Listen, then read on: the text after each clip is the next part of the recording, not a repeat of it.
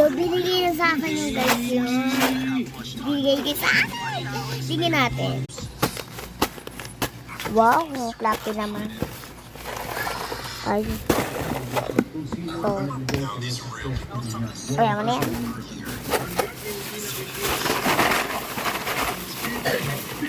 Wow. Buksan natin. 3, 2, 1, go. Gwa! Buksan na natin. Hala.